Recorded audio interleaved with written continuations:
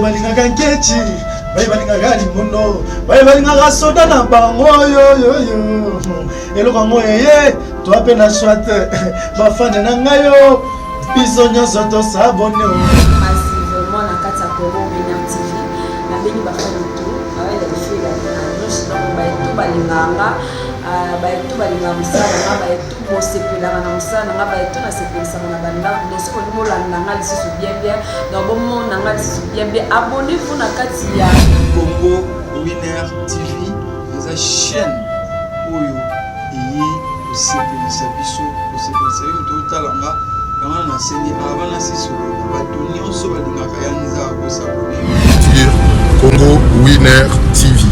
Congo Winner TV. La Cléopâtre Sarah Kabunji, Banouzi Yamboka na temps réel, chaîne Kangi Londres Mobimba, Balobi Bisoto. C'est ça moko na Londres, Congo Winner TV. Babi biso nyonso to s'abonner na Congo Winner TV. Sarah Kabunji, en direct de Londres.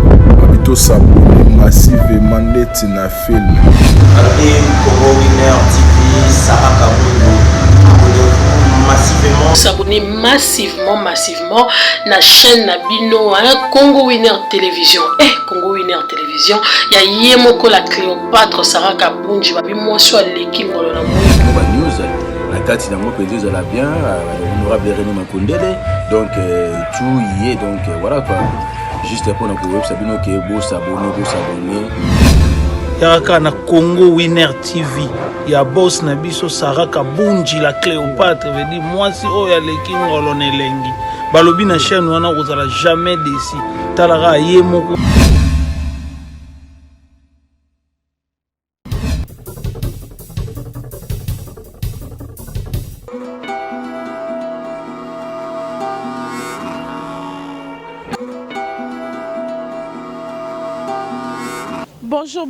Bonjour, c'est votre humble servante Miami Abela Bimo Sandela Leno ya Boy Bazuwa puis merci na bana émission surtout ya Congo Winner TV ne makambu Congo Winner TV ne world Vous êtes toujours likolo bayoka douleur bayoka souffrance. Merci à tous nos abonnés, merci à tous nos fans. Bino bato bozo commenter, bozo liker, bozo aimer. Merci na bino pe bato non nous bo s'abonner na Congo Winner TV. Abonnez-vous massivement sur Congo Winner Télévision. J'espère que na simananga déjà bozo mona kalamu na simananga toza précisément awa na commune ya Kalamu na quartier Yolo Nord. Ngambu kuneza kimbangu awa toza na pont ya Bongolo oyo bozo mona oyo prince ya Bongolo. J'espère que batnos to bozo mona bozo yeba pont ya Bongolo to yewana ko la découverte par rapport ya pont na tango yelanga mais pont ça inondé boye ce qu'on attend ya mbula kala mingi te bakosuka ndenge nini toye awa to tuna bato bafana ka tout autour ya pembeni ya pont comment ba vivre na tango ya mbula comment bazo vivre na tango yelanga. En tout cas merci beaucoup na abonné na biso nyonso. Merci na la patronne Sarah Kabunji la Cléopâtre mami. Merci à toi la patronne. Merci aussi à notre manager privé René Makondele, l'honorable de tous les Djogo. Merci à toi. Merci aussi à notre cordon Zuma Tumba. Papa na Moïse, Mobali ya pembe. Merci mingi na cameraman na biso Gilva. Mukulu na sima ya caméra babi maji soin oh wapi. On continue tout na bateau bazawa comment bazo vivre. Comment est passé période ya mbula. Et puis nous avons la période de l'anga, ce qui est passé à Kandeng, on continue. Et voilà, on a déjà pembe nanga na zana mutu. Il y a ça moi na ya commune oyo ayebi comment ba vivre awa tout na motu na yebisa biso ndenge nini bazo vivre awa. Tantine bonsoir. Bonsoir maman. Bonne santé. Et santé ça va. Alors koko yebisa biso bozo vivre ndenge nini pont ya kotonda bo et puis trop de bidons ya plastique. Je ne sais pas baza ba pembeni ba vandi wana na salité ya boye pona nini. Vraiment eza pas si pe ma pona biso bata côté oyo. Ndeka kozo mona wana vraiment ya koloba kuta eza te oyo toona elanga tala ono ndenge ezali koleka ezalaka te babido matiti ana makadame awa nzela eza te moto akobosana mpa zindi awa nde ozomona bato bakoma koleka ti likolo awa moto mpe akoki kotambola nde ozomona boye bato apembeni soki mbula ebeti bakofanda te bato bakokima parceke biloko nyonso ekozongela bato na bandako na bango eza vraiment pasi. Est-ce que bourgmestre na bino si azwa pe temps ya koleka awa kota la façon o bato bazo vivre awa? Non, tata mukolo moko te. Même l'état congolais to monaki batiaki pancarte moko que non bako réhabiliter awa jusque là tozo monter loko moko te saison sèche sili tozo baté soko eza nini kobela bela ba malaria ba typhoïde nyonso vraiment eza passe pour na biso. Toti ko za na période ya pandémie o ezala ki coronavirus balobi eyaka mingi surtout ceux qui salité zali nesika on a metto moni awa salité makasi yo moko toza na cache nepo ezobimisa bodera mabe me bato bavandi pembeni na yango okoki koyebisa bango nini mpona kose protéger bango moko nani?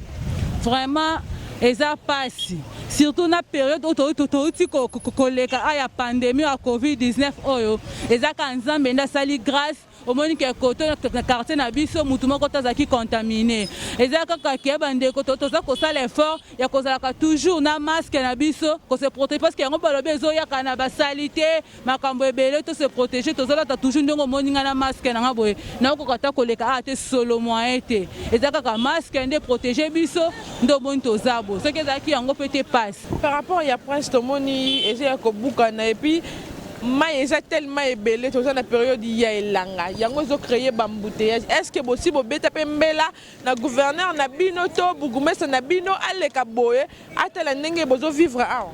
Plusieurs fois l'état congolais ayebi batoleka toloba na batele leka partout eloba eleka mais tozata solution moko te ata mutu moko akita awa aloba ta trouver solution ezalaka te moko ozomona tala mbouteillage na saison sèche maintenant sa saison de pluie ezalaka mai etondi tozoleka makolo bachaussure ezobeba moyen te tala kaka ata mutu moko taleka même bourgmestre aleka te alobaka mpona awa totrouver solution ezalaka te kaka ndenge omoni. Et voilà, merci beaucoup maman, merci.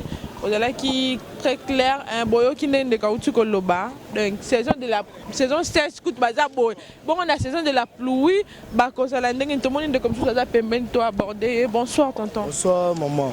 Tonga ki to tuna bino par rapport ne bozo vivre awa toza na tango ya saison 16 mai comment on a kalamu eza déjà inondé boy ce qui mbula e bandi boko suka ndenge nini pena so mbula bandi pena merci pour na le bi asumule bandi pena mo en plein tout côté dans plein moko même moi rebelati jatingo bila bitu suki zo mona makamuzi le kabuye sumbule bandi pena ba couteau tout mo en plein bazinara pena blamba tout libanda ba voler tout libanda la bitu so ba kontamboka ba lobani bongo bourgmestre na bino si pas joa temps ya koleka mpona ebika nzela oyo eza nzela oyo mpe ye mpe alekanaka kaka aisa zwa mpe temps ya koleka awa to aluka boka ta mabanga bazelu to basala nini propriété ndenge basalaka te bourgmestre pena nayebi te kala aleka déjà boye tire alekaka te ayebi déjà koto déjà etondaka dernièrement toleka boye kasi suite pena pesa biso te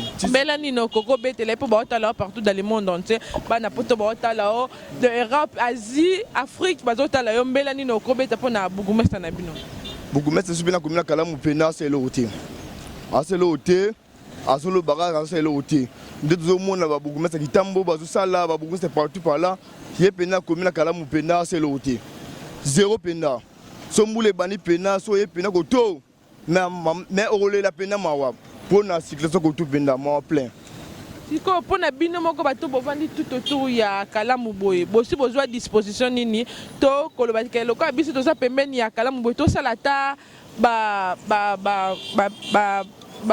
basalongo mpo bolongola salite oyo eza awa epuis bobwaka basaki ya zelo mpo ekanga deja kalamu mpo soki mbula ebandi esala bainondation te kakoto pena mama basalaka pena basalongo soki osali mpe salongo pena bakonzi bakobima bakoloba salongo esalama nango kasi bakontinue fo batia so poa mpona kotonde so bakontinue so poa biso mpe tozala plein en pli kota bakontinue so poa te moi tosala mpe mingi eza te pourquoi mpo makoki eza te tokosala koto oyo kasi bakoya te tokosala parce que population poids eza te so bakonzi bati so poids biso mpe toke liboso ta bati so poids te mwa biso mpe totia poids eza te bakokia te mama basunga biso mpona place oyo bamata pont eza mwa likolo mpo kalamu eleka.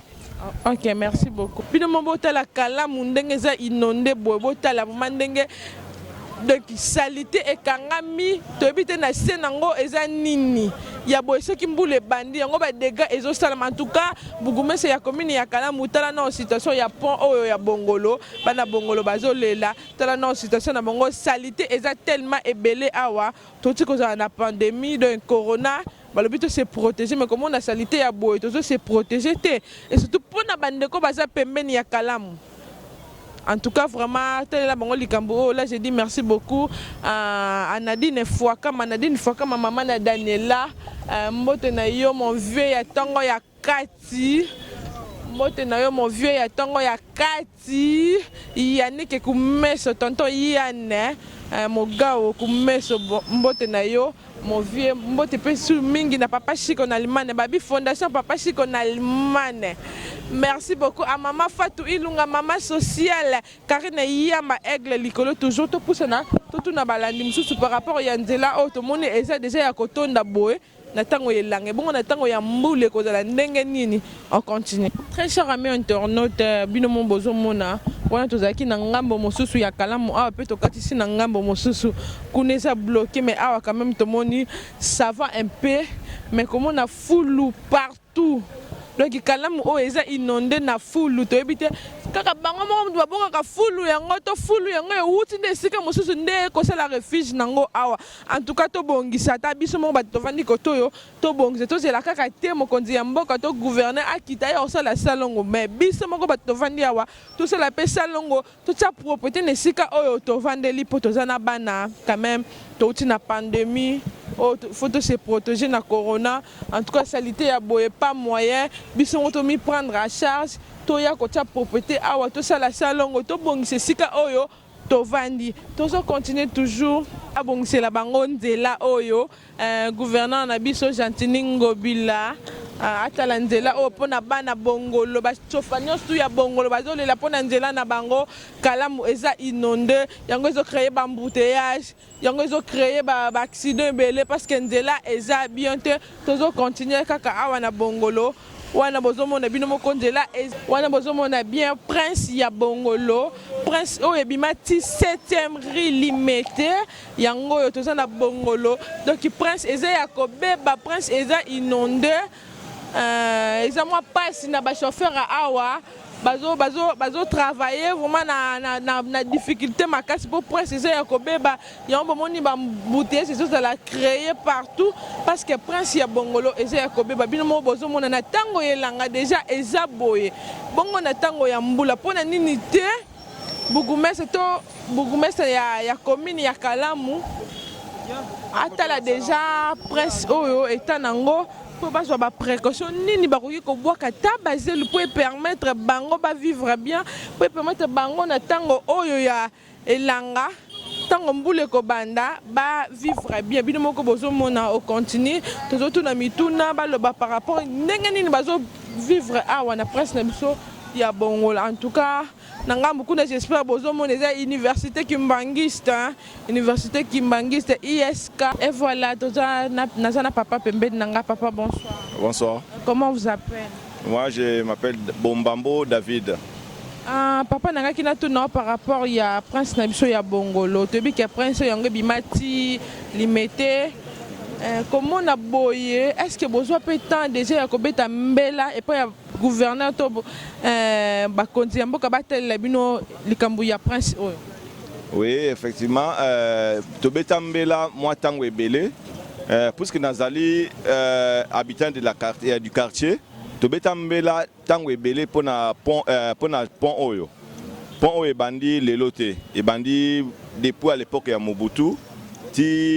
À l'époque ya musée tobeta mbela pour que babongisa so pont oyo souvent il a soki mbule beti ils a vraiment critique état mot critique okoyo ko fanda même pas na place de télémia ezalaka tellement mabe oza même pas na idée mai etelemaka et de tout le temps ya mabulu esalemaka trop awa mabulu esalemaka awa bazipaka mais ereprenaka encore cause ya nini oyo ekreaka mabulu toujours awa ezalaka cause ya mbula moi soki mbula ebeti mai efandi na makadam par rapport ya goudron par rapport ya état na goudron na mai eyokanaka te nde etimwamaka de temps à autre alors yango ezalaka cause nango mingi sikoyo atake habitant ya commune na yo ça fait déjà osali baton ebele na commune oyo est-ce que bino moko si bozwa idée bosangisa bino moko to boluka bamabanga to zelo kobwaka na esika oyo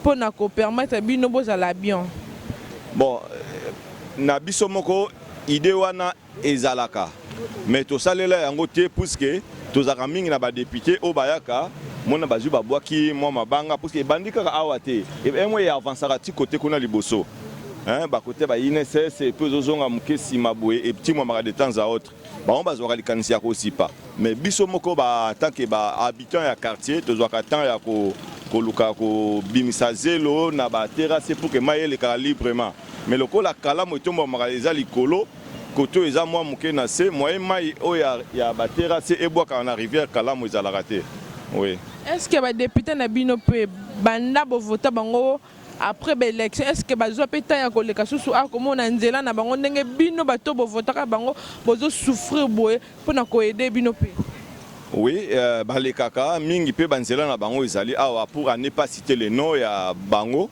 mais balekaka awawa bamonaka ndenge nzela ebeba tomonaka mpe nani bourgmestre ainsi que gouverneur esi baya awa mpona koposer première pierre mais bayebi nzela oyo mais promesse c'est promesse bakoya kosala mais tozelaka toujours promesse jika seke ekokisama lokola ekokisami nanu te tondimaka te me mikolo ekokisama nde tokondimake basali yango mot de la fin na balando baolanda partout dans le monde entier mbela na ona yebi ke déjà eyokami epai biso mot de la fin na yo bon mot de la fin na ngai ezali surtout biso bahabitant ya kote oyo ekozala malamu bayeba kokire kalamu et puis promesse basalaki mpona pont bayeba komatisa yango na hauteur moko un peu supérieure pour que permettre mai elekaka librement et puis biso mpe ntango mbula ezobeta tolala mpe pongi ya malamu parce que soki mbula ezobeta biso motema ezalaka toujours likolo et puis tokataka bapongi chacun de nous aluka mwa arme na ye moko mpo aluka koévacue mai me baévacuaka mai te mai nde ayaka envers biso alors soki arrive ke basali yango ekozala malamu na basurtout bandeko oyo bazotonga bandako ya baétage puisque ezalaka souvent balabala ezomata bandako ezotikala ntango ndako ezotikala na se mai ezoyani ezokotela bato na bandako alors soki basali rivière kalamu balabala ekotikala na niveau initial et puis bandako eza likolo et puis tokobserve ce que mai ndenge ezotambola c'est un peu ça mot de la fin na ngai. Merci beaucoup. Merci beaucoup. Wana boyoki papa ndenga lobby en tout cas mokonza mboka tela ba makambo oyo commune ya Kalamu précisément na bongolo wana face tozana université Simon Kimbangu ISK. Voilà, on continue wana zana papa pembeni nanga papa bonsoir. Bonsoir maman. Expliquez balandi na biso ya Congo winner ba comprendre awa toza précisément wapi.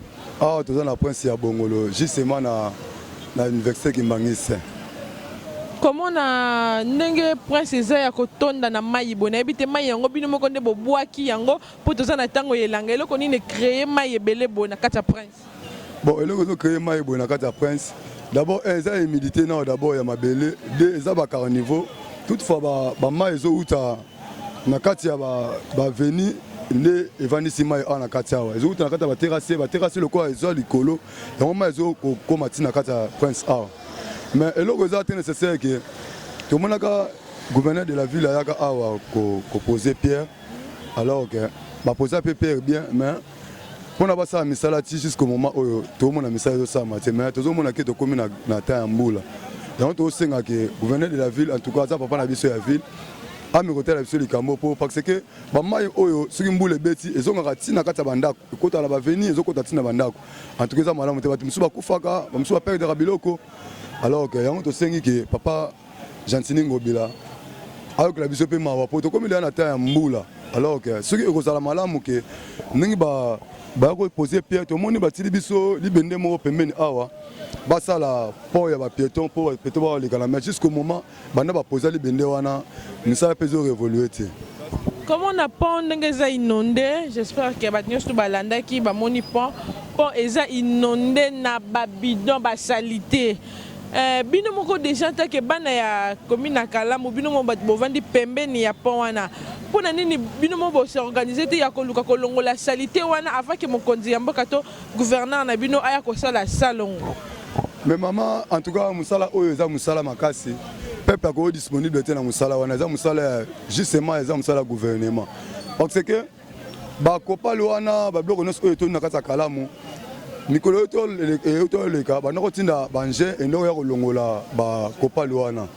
Mais tandis que batindika sous ba gente ba kopalo wana ya avancer no pas mobimba alors que condition oyo bineti biso ba ja kata quartier Kalamu to sala musala wana en tout cas to sala ba gente faut que c'est personnel oyo ko sala musala wana exact to za pena insécurité oyo to sa ba sala associé moi ONG pona ko kolandela musala pa oyo en tout cas bloko wana eza bloko ya peuple te eza bloko justement eza ya gouvernement so le biso to sala association ba jeune pona to sala pa oyo to sala ba gente to za na force ya départ te mais to sala ngondenge nini pour le pont oyo eza équilibré.